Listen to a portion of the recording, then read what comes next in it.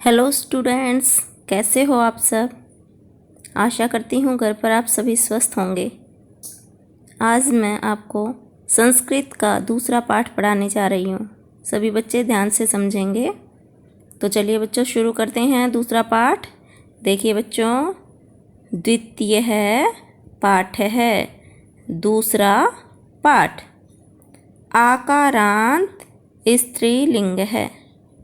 बच्चों, पहले पाठ में मैंने एकारांत पुल्लिंग करवाया था। उसमें बताया था कि जिन शब्दों के अंत में ए आता है उन्हें एकारांत कहते हैं।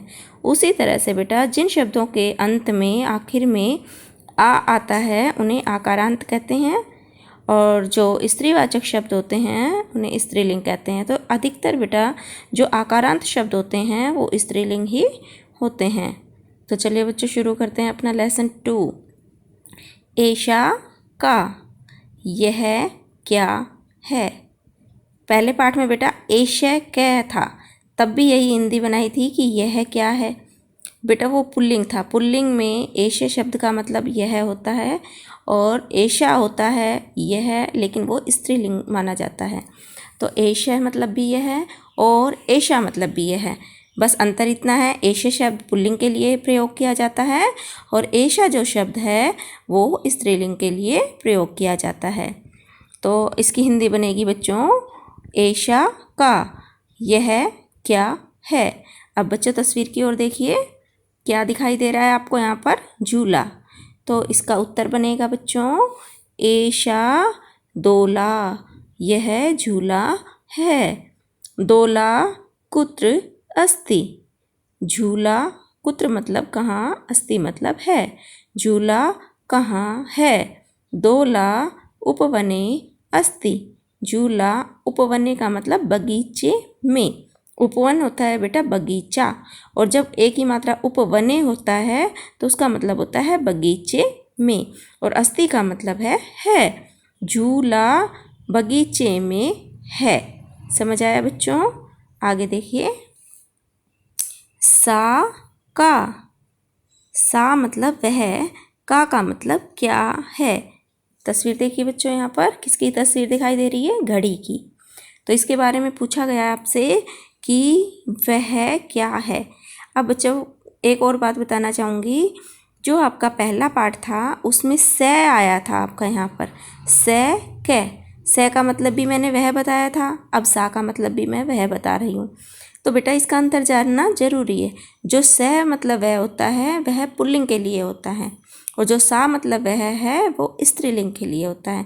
जैसे आप बच्चों इंग्लिश में काम करते हैं, ही का मतलब भी वह होता है, शी का मतलब भी वह होता है, लेकिन ही हम पुल्लिंग के लिए लेते हैं, मतलब जो मेल होते हैं उनके लिए ही यूज़ करते हैं, जो फीमेल होते हैं उनके लिए हम शी यूज़ करते हैं। उसी प्रकार से संस्कृत में भी से का मतलब वह और सा का मतलब भी वह। से हम पुल्लिंग के लिए प्रयोग करते हैं और सा हम स्त्रीलिंग के लिए प्रयोग करते हैं। समझ आया बच्चों। तो सा का, वह क्या है। सा घटिका, सा मतलब वह, घटिका मतलब घड़ी, वह घड़ी है। घटिका किम सूचयति, पीछे प्रश्नवाचक चिन्ह है, मतलब प्रश्न पूछा गया है। घड़ी क्या सूचित करती है, मतलब बताती है। घटिका समयम सूचयति, घड़ी समय बताती है। घटिका समयम सूचयति, घड़ी समय बताती है।